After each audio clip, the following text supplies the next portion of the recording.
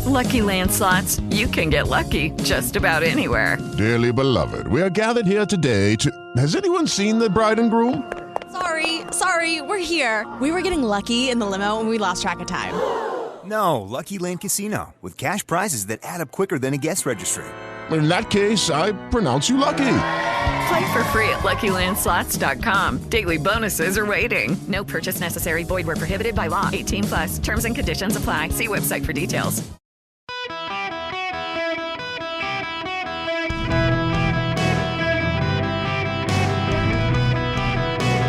Welcome to the Eric Erickson Show podcast, Hour 1. Hello, America. Welcome. It is Eric Erickson here across the United States of America. Delighted to have you with me today. The phone number, if you want to be on the program, 877-973-7425. You can text the word Eric, E-R-I-C-K, to 33777.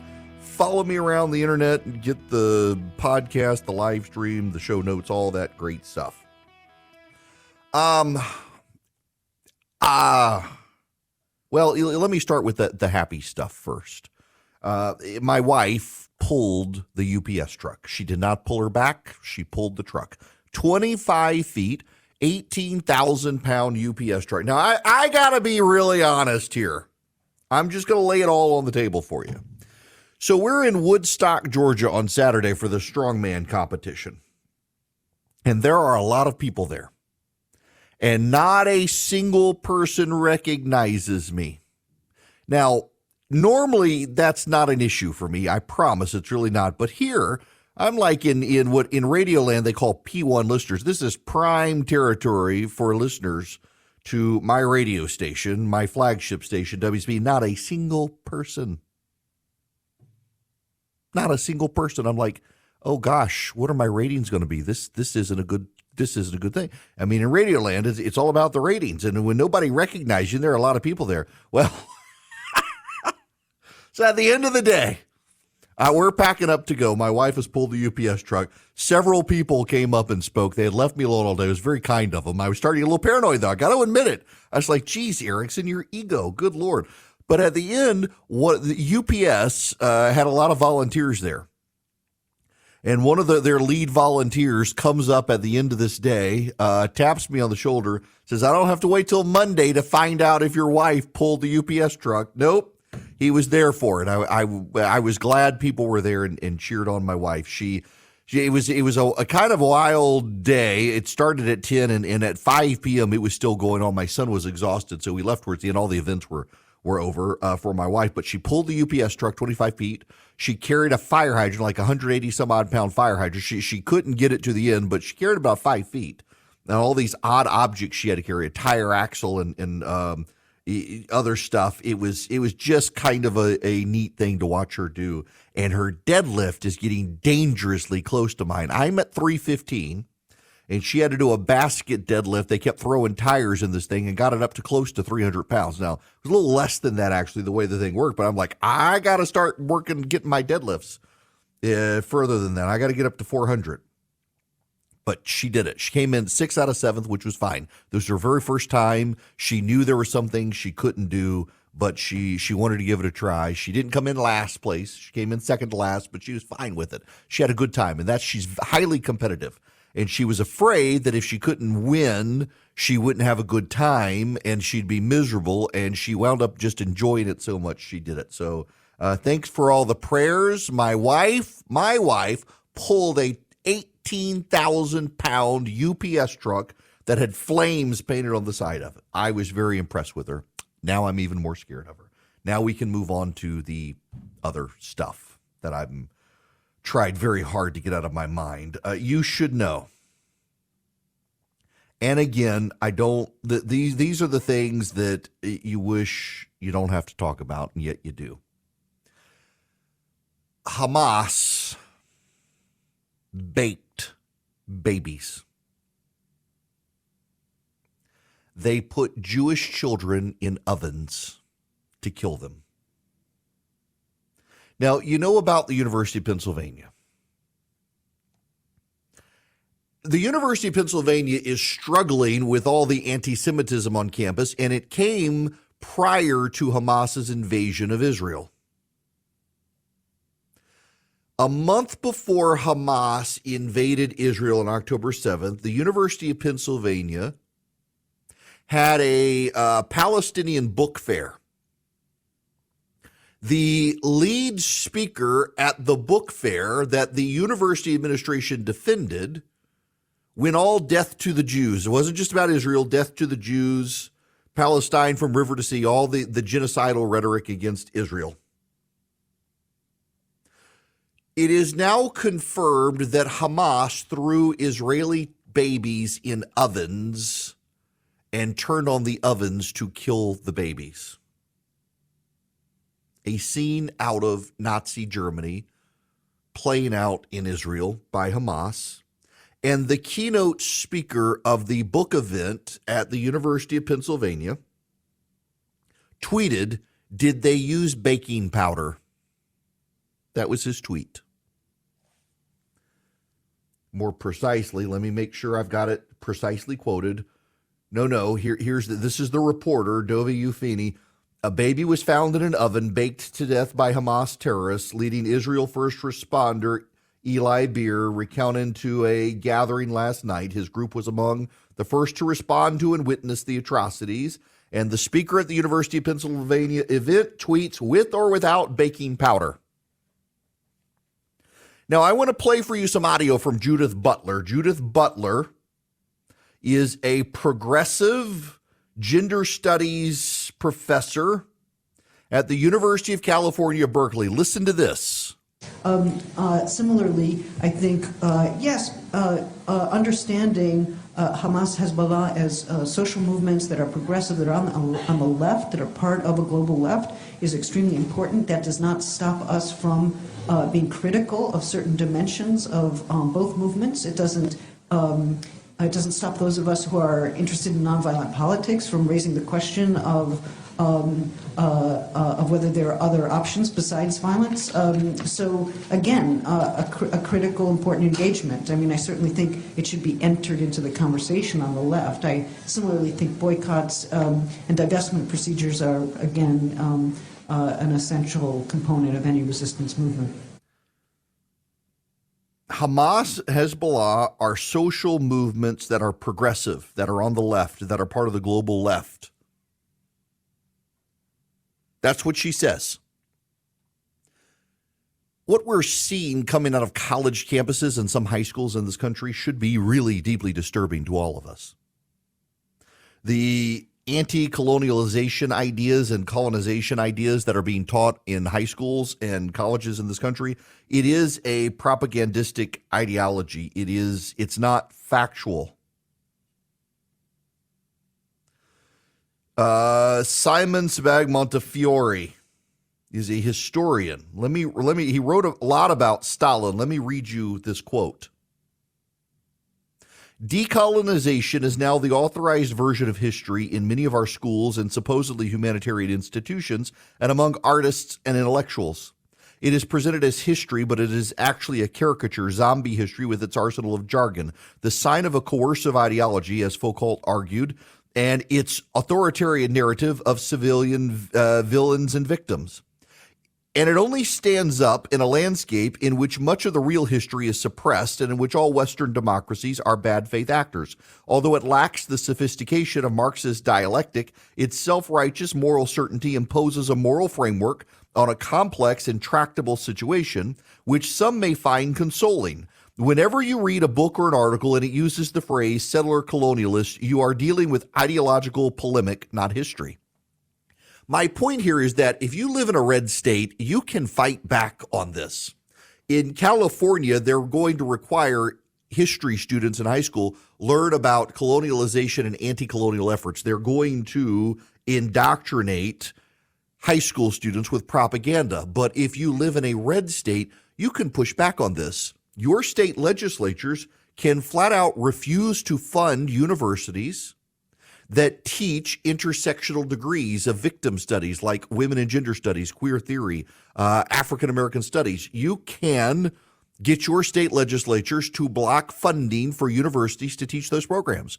You can pressure boards of regents controlled by Republican governors to do the same thing. You can and should fight back. What we're seeing in the march of the protests on the streets in the United States on college campuses should show you that there is a way to fight back, and you should.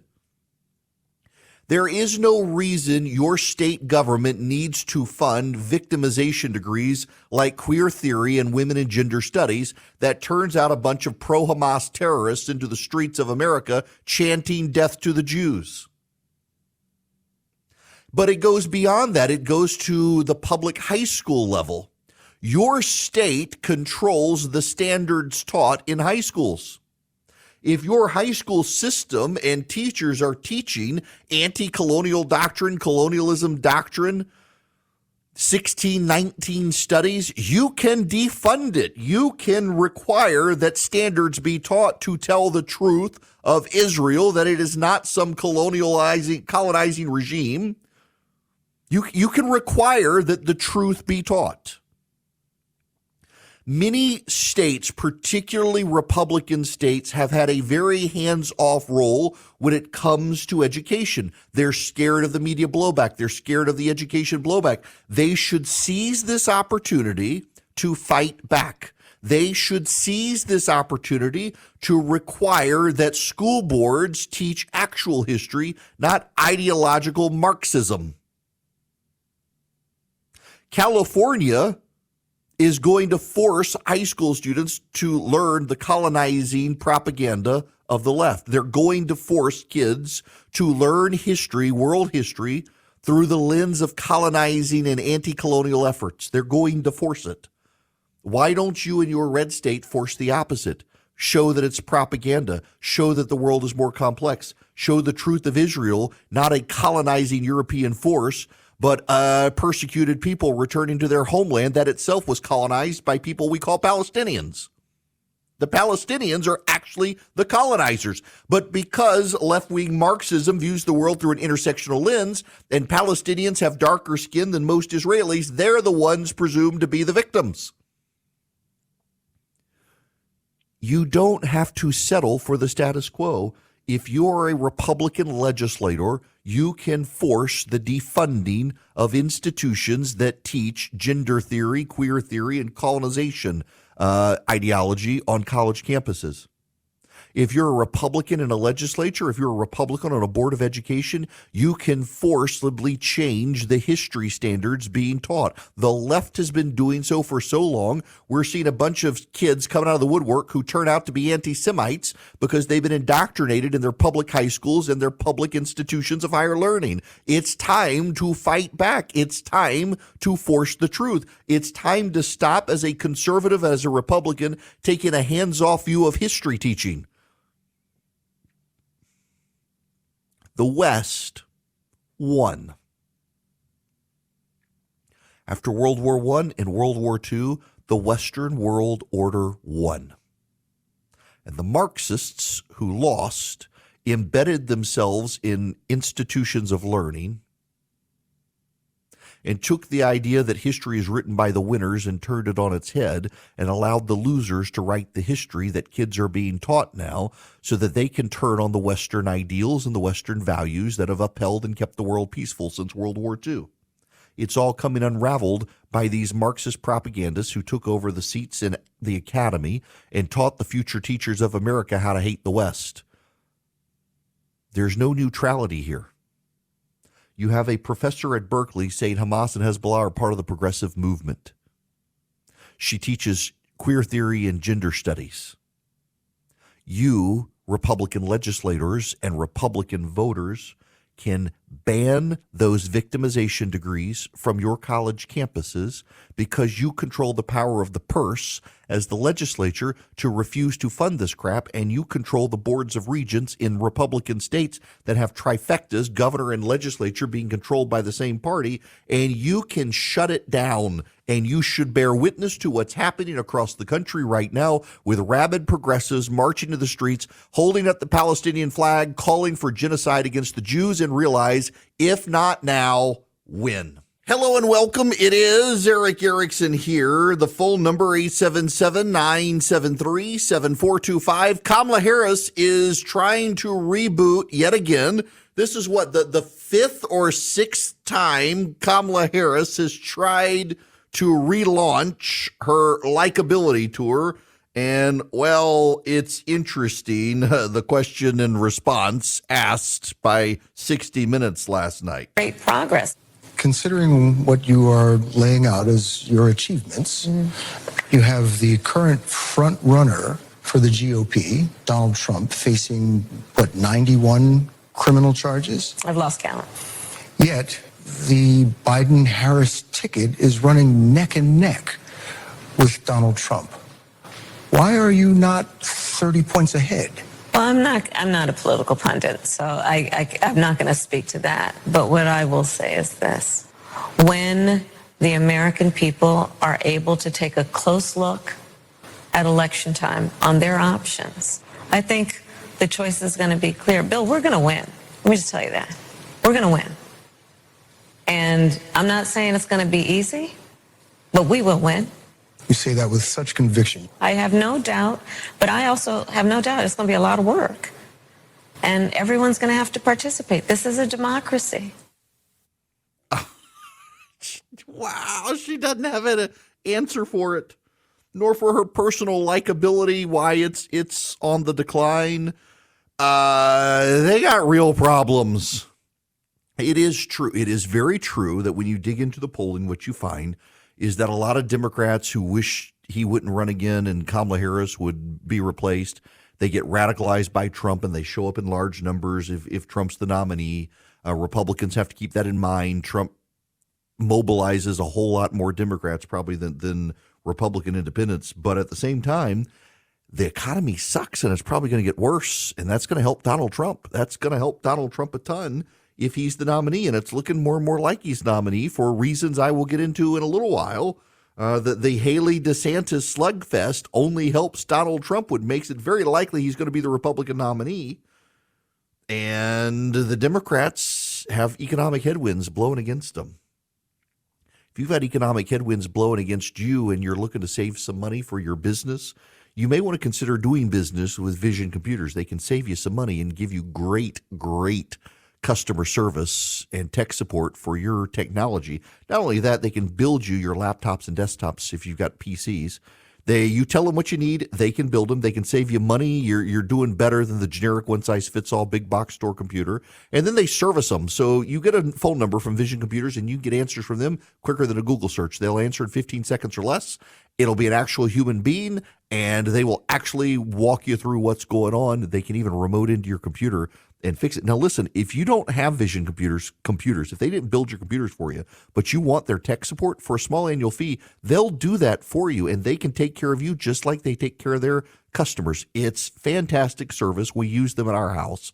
They're great. Never had a problem. They always answer the phone. VisionComputers.com is the website, VisionComputers.com. But anywhere nationwide, you can also call them 404-COMPUTE. 404-COMPUTE. Ask about the Eric Erickson special. You won't see it on the website, but call 404-COMPUTE. Ask about the Eric Erickson special. Let Vision Computers save you some money and build you great computers. Greetings, conversationalists. Welcome. I hope you had a fantastic weekend. If you want to be a part of the program, the phone number is 877-973-7425. Operators are standing by. Either way, I do need to thank you all for not filling up my inbox over the podcast for Friday's show being delayed because Philip was taking his week-long birthday celebration and Charlie was in the woods killing animals. He was unsuccessful in that effort, however. But he'll be, I'm sure, taking another day off soon to go attempt to kill stuff again. But I appreciate the lack of emails about where's the podcast. I had one friend of mine who's listening right now who texted me, where's the podcast? Like, did you not listen to what I put up on Friday? I was like, I assumed that was just for Friday. It's Saturday now, and it's still not. I was like, come on, man. Oh, I'm glad you guys wanted it. All right. I gotta talk about something unpleasant. And I really do mean it's unpleasant. I want a real break. I love y'all. I do. The last several weekends and this upcoming weekend I'm traveling. We did my wife's competition this Saturday. This coming Saturday, we'll be in Louisiana for my dad's birthday. I am going to take off Thursday afternoon after the show and go hit some golf balls. Haven't had a chance to do that. I gotta find a way to decompress. 3 weeks of talking about this awful stuff in Israel is starting to weigh on me, and I can tell it. I can feel it. The latest is that Hamas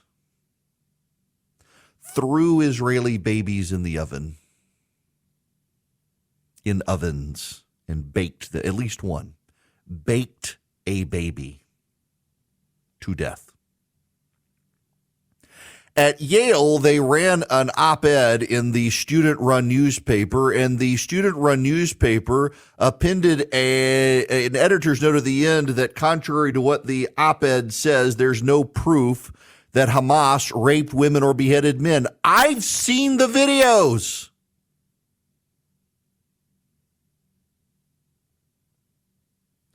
They don't care about the truth. They care about making Hamas look good. For the longest time, all these people who chanted pro-Palestinian slogans like River to Sea, I just assumed they were stupid. Now I know they're evil. They knew all along. I mean, it's very clear they know now, and they don't care. You have American kids at American institutions of higher learning calling for genocide against the Jews, claiming that what Israel is doing is genocide against the Palestinians. They don't know what it means, and they have gone down the road of simplistic thinking and moral equivalence. There's no moral equivalence here. There is no moral equivalence, and you do need to understand that there's no moral equivalence. Some of you may want to delude yourselves into thinking there's a moral equivalence, but there's not. We're confronting a real evil. And it is Hamas that uses civilians as human shields. I got to tell you, I mean, somebody who even gets this is Hillary Clinton, of all people, one of the grown-ups in the room on this issue. People who are calling for a ceasefire now do not understand Hamas. That is not possible. It would be such a gift to Hamas because they would spend whatever time there was a ceasefire in effect rebuilding their armaments, creating stronger positions to be able to fend off an eventual assault by the Israelis. So we're in a very different world. I don't think it had to be the world we're in, but that's where we are, and we've got to figure our way forward through it. She's right. She's absolutely right.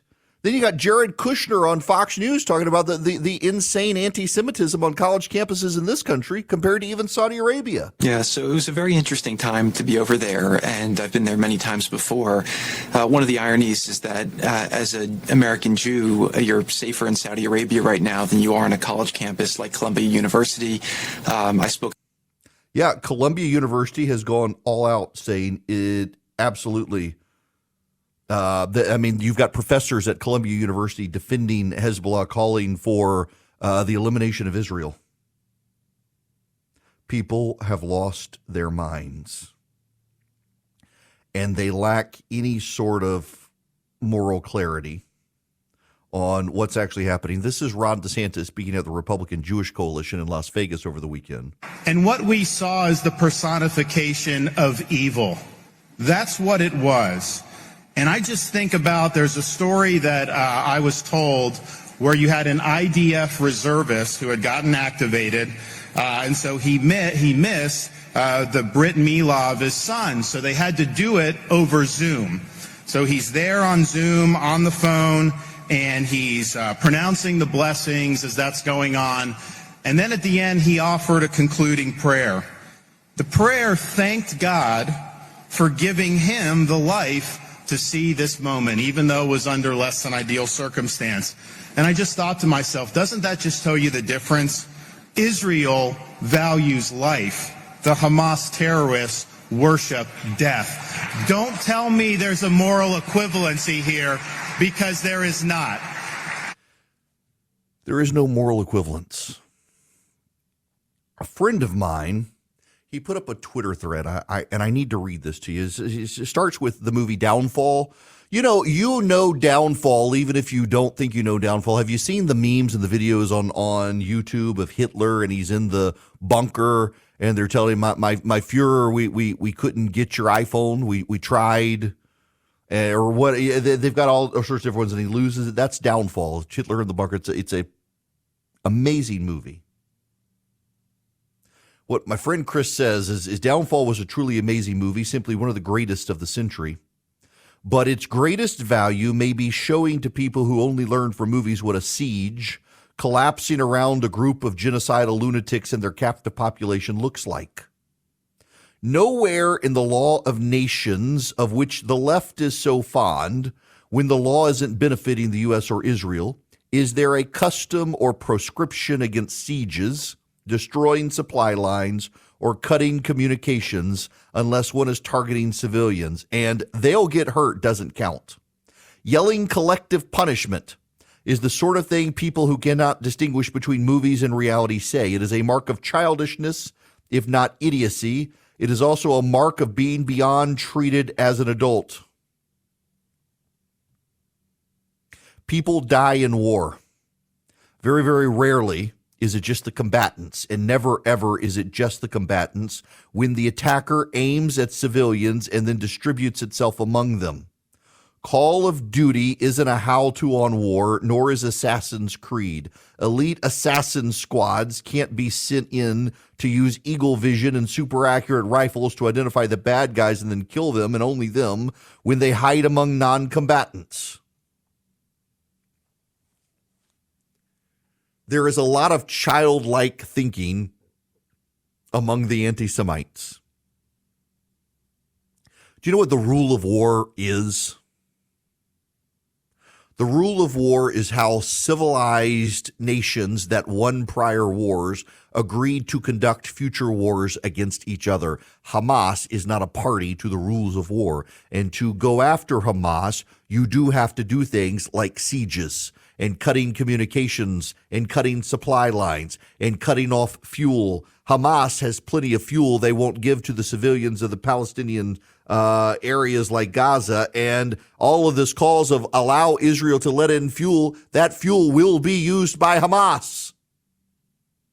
You are willfully naive, ignorant children if you are calling for a ceasefire. You are an ignorant child, and you should be called out as such, or you're an anti-Semite who wants the destruction of the Jews. You decide what you are. That's not for me. Are you an ignorant child, or are you an anti-Semite who hates the Jews? Because those of you calling for a ceasefire, that is what you are. You have to pick which one you are. Because in the ceasefire, even Hillary Clinton is willing to acknowledge Hamas will regroup and resupply itself to kill more Israelis. You do not get to call a ceasefire unless you're with Hamas or an ignorant child.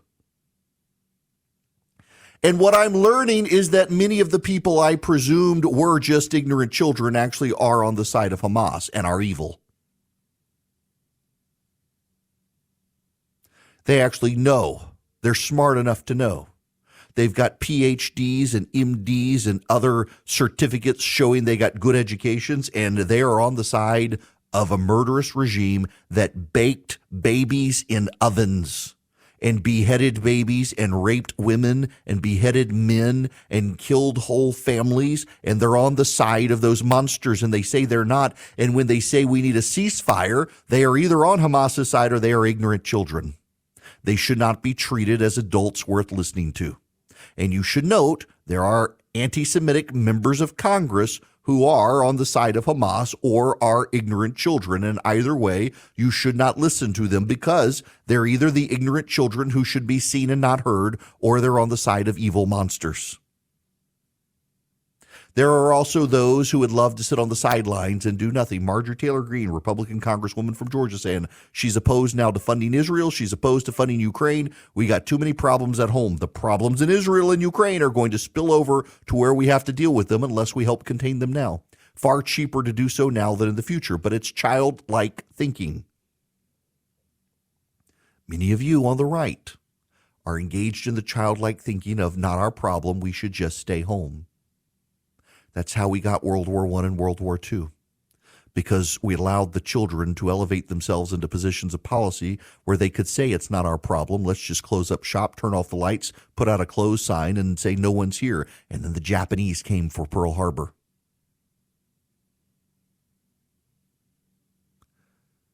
There's good and there's evil.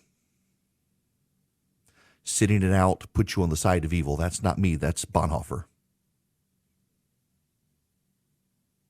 We have academics, public policymakers, and activists in the streets who say Israel is engaged in genocide after a genocidal rampage by Hamas against Israel.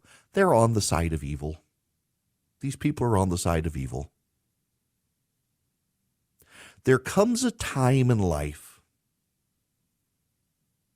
when people are confronted by horrors and they have to choose a side.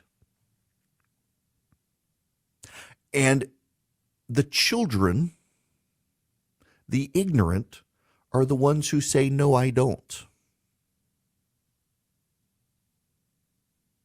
And there are a lot of ignorant children who've decided they don't have to choose between good and evil. They hope the evil will come for them last or not at all. The evil always comes. The question is, what do you do before it gets to you? A lot of people, unfortunately, are going to find out because they've decided to sit it out, do nothing, and say, not my problem.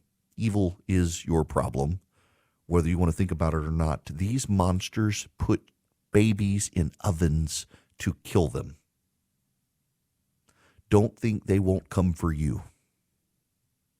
In one form or another, they will. In Russia last night, they stormed an airport when word got out that a flight from Tel Aviv had landed. A child, less than a teenage boy, younger than teenage boy, probably 9 or 10 years old, showed up with his father to hunt for Jews. The boy carried a knife, and the reporter asked him what he was going to do with the knife, and he said, kill the Jews. In Russia. This isn't about Israel. This is about a rampant evil called anti-Semitism that is spreading and fostering in our academies, in our schools, in our institutions. So you got to pick a side, good or evil. You don't get to opt out even if you think you want to, Marjorie Taylor Greene and the rest of you. You don't. One of the groups that's on the side of good in the fight is Patriot Mobile, and they want you on their side. They're Christian conservatives. They support Israel. They support the Second Amendment. They support the life cause. They support conservative parents against the wokes. They want you on their side, and all you have to do is move your cell phone service to them. You go to patriotmobile.com/Eric, patriotmobile.com/ERICK, and you move your cell phone service to them. And then as their profits grow, they're giving to the conservative causes you care about grow. You can also call them 972-PATRIOT. Tell them I sent you. You get free activation. 972-PATRIOT. They got 100% U.S.-based customer service. They're located in Texas. They want you to do business with them, and then they will do the business of funding the conservative movement with the profits you help them grow. You get great discounts. If you're a veteran, a first responder, an NRA member, a teacher, they will give you discounts. And then they give you guaranteed great service using the same cell towers you're probably already using. You can go to patriotmobile.com/Eric, move the service there, called 972-PATRIOT. If you go to patriotmobile.com/Eric, you can put in your house address. They will zoom straight into your house and show you how good the 5G, the data, the voice is. Go check them out, patriotmobile.com/Eric or 972-PATRIOT. This hour of the program brought to you by First Liberty Building and Loan. Nationwide, they can help your business grow. If you're buying a building, buying a franchise, reach out to them, firstlibertyga.com, firstlibertyga.com. Tell them I sent you. They can help any business anywhere in the United States. Matthew Perry is dead, 54 years old. The star of Friends was in his hot tub Now, there's credible speculation he might have had a heart attack, did not drown per se. This one hits close to home because I fell asleep in my hot tub a couple weeks ago. I was totally fine. I have a great hot tub, and I wasn't even worried about it. Yeah, I was just comfortable. He has struggled mightily with addiction over the years. I guess this one's supposed to hit hard for a lot of my friends who grew up watching Friends. Are like, oh my gosh, I'm old enough now where something like this is happening to me. He's older than me, but yeah, he had a really troubled life. Don't do drugs, kids. That's the moral of the story here. Don't do drugs. And drug use on the rise for a lot of people. But you know what? At the same time, he worked very hard to not just overcome it, but he also did a lot of good and spent a lot of money to help others battle addiction and recover. He said he wanted all of that to be known in his obituary above the fact that he starred in Friends. And God bless him for that. He did a very good thing, spending a lot of his money to help other people come out of the struggles that he struggled with. But yeah, it kind of is a thing here. I mean, Friends was such an iconic show, and he's the first of the stars of the show to pass away. Makes you think about your own mortality when you're of a certain age in this country, when the stars of Friends do. And what was so weird is that show, even like my daughter loves Friends. I've got a friend of mine, his son, who is 16, loves Friends and treats it like it's a current show, and has binge watched the streaming of it. Absolutely loved it. Interesting. All right, we got to move on. Mike Pence is out. He has left the stage, suspended his campaign. I've got audio from his speech in Las Vegas over the weekend where he was addressing the Republican Jewish Coalition, where he announced he was suspending. Also, hi to Kevin, who is listening right now live in Munich, Germany on the live stream. Just I'm stunned by the number of people abroad who are listening to the show now online. Got a lot of people in Europe. Got a lot of people in Israel listening as well, live to the show on the live streams. When we come back, we got to deal with Mike Pence. I'll take your phone calls as well. 877-973-7425. As always, text Eric, E-R-I-C-K, to 33777. You can connect with me online. Follow me around the internet. We'll be right back. Lucky Land Casino, asking people, what's the weirdest place you've gotten lucky? Lucky? In line at the deli, I guess? Aha, in my dentist's office. More than once, actually. Do I have to say? Yes, you do. In the car before my kids' PTA meeting. Really? Yes. Excuse me, what's the weirdest place you've gotten lucky? I never win and tell. Well, there you have it. You can get lucky anywhere, playing at LuckyLandSlots.com. Play for free right now. Are you feeling lucky? No purchase necessary. Void where prohibited by law. 18+. Terms and conditions apply. See website for details.